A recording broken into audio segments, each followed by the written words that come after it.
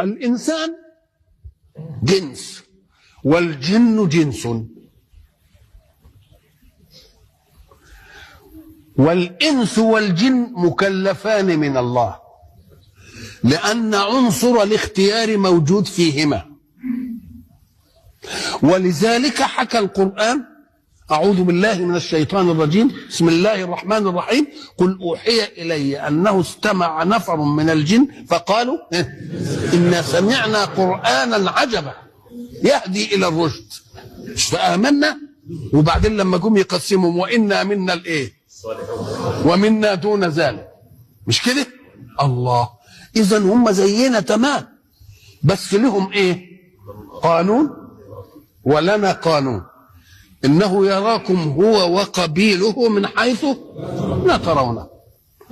يبقى قانون إنه يشوفني وأنا إيه؟ ما أشوفوش.